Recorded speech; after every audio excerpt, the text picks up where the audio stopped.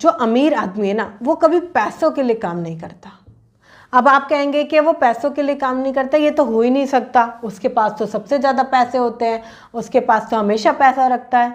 यही बात है कि वो पैसों के लिए कभी भी काम नहीं करता, वो काम करता है हमेशा एक नई चीज़ को खोजने के लिए, क्योंकि उसको पता है अगर वो खुद को खोजेगा या खुद के पैशन को खोजेगा या वो जो चाहता है वहाँ तक पहुँच जाएगा तो पैसा ऑटोमेटिकली आ जाएगा, क्योंकि पैसा हमेशा बाय प्रोडक्ट होता है। तो वो कभी भी काम पैसों के लिए नहीं करता। अगर आप इस चीज़ को समझने की कोशिश कीजिए कि बहुत सारे लोग पैसों के लिए काम करते हैं। एग्जाम्पल से, स्टोरी से समझाती हूँ। सुरेश और रमेश दो बहुत अच्छे बेस्ट फ्रेंड रहते हैं। दोनों को ही गांव में एक बहुत अच्छा छोटा सा घर होता है, फैमिली होती है और सब कुछ सब सही चल रहा होता है। बट वहाँ पर कभी भी खाने के लिए पैसा नहीं होता, कमाने के लिए कोई काम नहीं होता। बाहर से एक कंपनी आती है जो कि वहाँ पर एक रिजॉर्ट बनाने का काम करती है, तो वो दोनों को ही जॉब पर रखती है। क्या होता है, रमेश हमेशा इन सारी चीज़ों को सोचता है कि चलो अच्छी बात है, मुझे जॉब मिल गई, मैं क्यों ना इस जॉब पे ज़्यादा से ज़्यादा काम करूँ, बहुत मेहनत से काम करूँ। वो थोड़ी सी चापलूसी करके अपनी तनख्वाह बढ़ा लेता है, ठीक है। थोड़ा सा और पाँव पढ़ करके बाबू साहब कर करके वो अपने बेटे की भी नौकरी लगवा देता है, अपनी वाइफ की भी वहाँ पे नौकरी लगा देता है। अभी तीनों जने काम कर रहे हैं। बट यहाँ पर जो सुरेश है वो अपोजिट है, वो कभी भी चापलूसी नहीं करता, वो जितनी सैलरी है उसी में ही सारी चीज़ों को गुजर करता है, ठीक है। बट यहाँ पर वो क्या करता है, वो देखने की कोशिश करता है कि रिजॉर्ट कैसे बन रहा है। वो पता करता है कि जो रिजॉर्ट बन रहा है ये बहुत बड़ी कंपनी की तरफ से बन रहा है और ये कंपनी हर गांव में जा जाकर रिजॉर्ट बना रही है, वहाँ के एरिया को डेवलप कर रही है और डेवलप होने के साथ साथ बहुत सारी चीज़ें और बन जाती हैं। वो क्या करता है कि रिजॉर्ट बनाने के लिए इनको इन फ्यूचर ज़मीन की ज़रूरत पड़ने वाली है, तो वो कुछ ज़मीन बाय कर लेता है अपने पास के गांव पे, जहाँ तक कि अभी रिजॉर्ट नहीं पहुँच पाया है। वो उस कंपनी के कुछ शेयर भी बाय कर लेता है, जिससे कि इन फ्यूचर जब कंपनी मुनाफे पे पहुंचेगी, जब कंपनी बढ़ेगी तो ज़्यादा बेनिफिट होगा।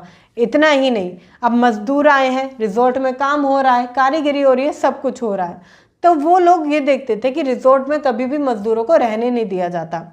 वो एक काम और करता है, वो बनाता है पीजी, मतलब कि थोड़ा सा अलग सेपरेट जगह जहाँ पर कि वो मजदूर या कारीगर रह सके।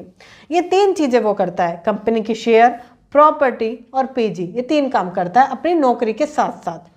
5 साल बाद वो रिजॉर्ट का काम पूरा हो जाता है। कंपनी का जो मालिक है, रिजॉर्ट का जो मालिक है, वो रमेश को लात मार के बाहर फेंक देता है कि मेरा काम हो चुका है, तुम कहीं और जॉब देखो या कहीं और जाओ।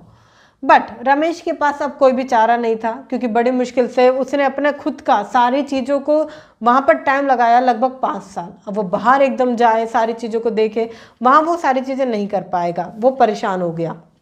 बट नौकरी जाने की सबसे ज़्यादा खुशी थी सुरेश को, क्योंकि उसके पास कंपनी के शेयर थे, पीजी था, प्रॉपर्टी था। अब क्या हुआ, जब कंपनी वहाँ पर गई तो वहाँ पर सुरेश ने तुरंत ही बात कर ली कि मेरे पास एक प्रॉपर्टी है, बहुत अच्छी जगह पर है, वहाँ पर आप रिजॉर्ट बना सकते हैं, और वो बॉस मान भी जाता है। इस तरीके से अब सुरेश को वहाँ से रेंट आना शुरू हो गया रिजॉर्ट का। इतना ही नहीं, वो मजदूरों के लिए भी बात कर लेता है, उसके पीजी का भी रेंट वहाँ से आना शुरू हो जाता है। कंपनी लगातार ग्रो करती है तो कंपनी के शेयर में भी ग्रोथ आती है। इस तरीके से सुरेश अमीर बन जाता है एक छोटी सी इन्वेस्टमेंट को समझ के। बहुत सारे लोग यही गलती करते हैं। मिडिल क्लास पर्सन अपनी जॉब में बेहतर देने की कोशिश करता है, वो समझता है कि मेरे बेटे की भी जॉब लग जाए, मेरी वाइफ भी जॉब करने लगे, हम दो जने क्यों ना पैसे कमाने वाले बन जाए तो हम अमीर बन जाएंगे। उसके बाद वो लायबिलिटीज़ लेना शुरू करते हैं, लोन लेने की शुरुआत करते हैं, कार लोन पर है, घर लोन पर है, सारी चीज़ें लोन पर चल रही होती हैं। बट वो बैकग्राउंड से देखा जाए तो वो अमीर नहीं होते। बट जो सही पर्सन है, आपने देखा होगा, जो अमीर आदमी है वो छोटी से छोटी जगह काम करने के लिए तैयार हो जाता है अगर उससे कुछ नया सीखने को मिल रहा है। आप भी समझने की कोशिश कीजिए, जहाँ आप काम कर रहे हैं क्या वहाँ कुछ सीखने समझने को मिल रहा है। एक छोटी सी स्टोरी और समझाती हूँ। मेरे बड़े भैया हैं, राइट, मेरे कज़न बज़न लगते हैं। उन्होंने 15 साल एक काम को सीखने का, बहुत ही अच्छी स्किल को सीखने के लिए 15 साल दिए। जब वो 16 साल की उम्र में थे, जब से वो उस काम के अंदर उतर गए, जिसका काम था पापे बनाने का, राइट। उन्होंने पापे बनाने का ये हुनर सीखा। सारी चीज़ों को डेप्थली सीखा। उसके बाद उन्होंने नौकरी करी लगभग उन्होंने 10 साल उस नौकरी को दिए। वहाँ से उन्होंने एक ही चीज़ सीखी कि फैक्ट्री को चलाते कैसे हैं, एक बड़ी फैक्ट्री को उसका सारा मैन्युफैक्चर, सारी चीज़ें करते कैसे हैं, A to Z sale, product, manufacture, सब सारी चीज़ें कैसे होती है। उन्होंने खुद का बिजनेस ऑन किया, बट दुर्भाग्यवश वो वहाँ पर फेल हो गए, क्योंकि जो चीज़ें वो सीख कर आए थे उन्होंने उसको इम्प्लीमेंट नहीं करा। क्योंकि सीखने के साथ साथ आपको इम्प्लीमेंट करना बहुत ज़रूरी है। नेक्स्ट टाइम जब उनका बिजनेस बर्बाद हो गया तो कहीं ना कहीं उन्हें सारी नॉलेज थी, वो समझ चुके थे कि अब मुझे बिजनेस को बड़ा करना है, सही तरीके से करना है। अब जहाँ वो दोबारा जॉब पर लगे तो उन्होंने और चीज़ें सीखने की कोशिश करी। उन्हें समझ में आया कि तरीका और तजुर्बा, जो चीज़ें मैंने करी उससे बहुत अलग है, मैंने बहुत सारी गलतियाँ करी, यहाँ पर वो बहुत सारी गलतियाँ नहीं हो रही हैं। अब वो क्या कर रहे हैं, उन्होंने दूसरी अपनी फैक्ट्री दोबारा से ओपन करी। अब वो उसको सही से चला पा रहे हैं। किस कारण? क्योंकि वो नॉलेज और स्किल सीख कर आए।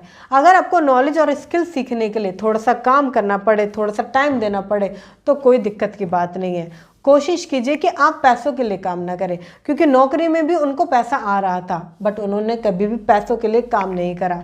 आपको थोड़े से समझने की ज़रूरत है कि आप पैसों के लिए काम ना करें। बहुत सारे लोग पैसों के लिए ही काम करते हैं। सेकंड पॉइंट है, बहुत सारे लोगों को फाइनेंशियली नॉलेज नहीं होती। कहने का मतलब है, अगर इसको थोड़ा सा और समझाने की कोशिश करूँ तो बहुत सारे लोगों को किताबों की नॉलेज होती है, बहुत सारे लोगों को फॉर्मूला, बहुत सारी चीज़ों की नॉलेज होती है, बट उनको कभी भी फाइनेंस की नॉलेज नहीं होती। पैसों का ज्ञान ना होना, क्योंकि स्कूल में कभी भी पढ़ाया नहीं जाता कि पैसों का ज्ञान कैसे काम करता है। हम जैसे स्कूल और कॉलेज से बाहर निकले, हमारे पास बिल्कुल अलग दुनिया होती है। हमें बाहर जाकर काम करना है, जॉब करनी है, फैमिली चलानी है, घर चलाना है। कभी हम अपने पैसों से राशन नहीं लाए, अब राशन लाना है।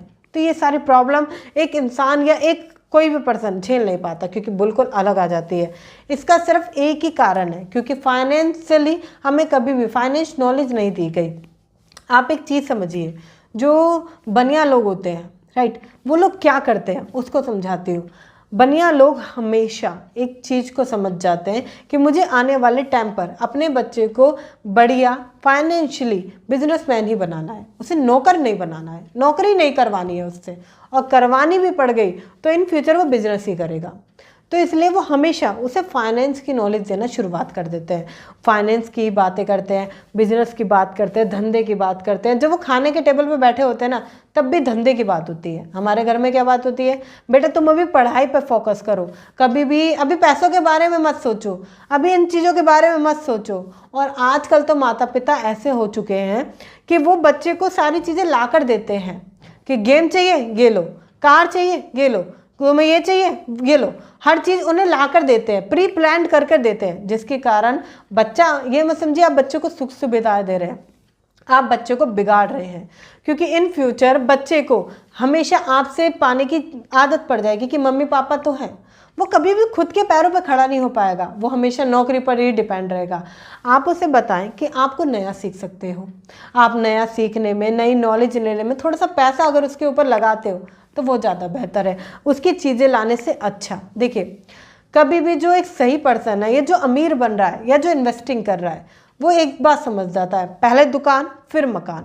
मगर एक मिडिल क्लास पर्सन क्या करता है, पहले मकान, पहले घर ले लूँ, घर एक एसेट है, घर बना लिया तो मैं सफल हो जाऊंगा, अगर मैंने घर ले लिया तो कल को मेरा घर होगा, मैं रह पाऊंगा, मेरे बच्चों के लिए होगा। एक बात बताऊं, पहले अगर आप ये नहीं सोचते हैं ना कि पैसा कमाने का तरीका कौन सा है, धंधा करने का तरीका कौन सा है, पैसा बनेगा कैसे, बिजनेस बढ़ने का तरीका कौन सा है, ये घर आपको मार देगा। आपको समझने की जरूरत है कि ये इंपॉर्टेंट है, पहले ये ज़रूरी है। अगर मैं रॉबर्ट कियोसाकी की वॉइस में कहूँ या उनकी बातों में कहूँ तो कहने का मतलब है कि पहले एसेट बनाएं, उसके बाद लायबिलिटी। मगर एक मिडिल क्लास पर्सन पहले लायबिलिटी को लेकर आता है, फिर एसेट लेकर आता है। आप कभी भी गलती ना करें। कई बार तो मिडिल क्लास पर्सन एसेट लेकर ही नहीं आ पाता। आपको समझने की ज़रूरत है कि बहुत सारे एसेट मुझे बनाने की ज़रूरत है। आज के समय में अगर आपने अभी तक एसेट नहीं बनाया है तो प्रॉब्लम ही प्रॉब्लम है।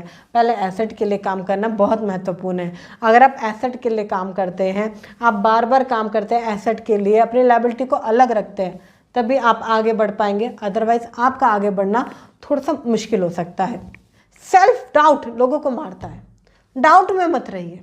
ये 4 चीज़ें, fear, bad habit, self doubt और आपका लेजीनेस, इन चारों को जब आप ओवरकम करते हैं, चारों ऑब्स्टिकल को जब आप कम करते हैं, तभी आप ऊपर बढ़ पाते हैं। इसलिए इनसे बाहर निकलने की कोशिश कीजिए, जितना हो सके सेल्फ डाउट को ख़त्म कीजिए। बहुत सारे लोगों को डाउट होता है, मैं ये कर पाऊंगा नहीं कर पाऊंगा, मैं बढ़ पाऊंगा नहीं बढ़ पाऊंगा। उन सारी चीज़ों से उठ के ऊपर उठेंगे तभी तो आप आगे बढ़ पाएंगे।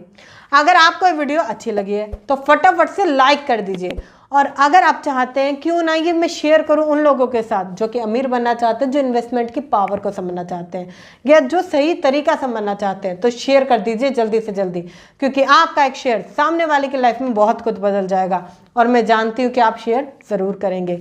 अगर आप अभी न्यू आए हैं तो चैनल को अभी सब्सक्राइब कर लीजिए, बेल आइकन को हिट कर दीजिए, जिससे कि ऐसी नॉलेजेबल वीडियो आप बिल्कुल भी मिस ना करें। मिलते हैं फिर किसी शानदार टॉपिक के साथ, तब तक के लिए थैंक यू सो मच।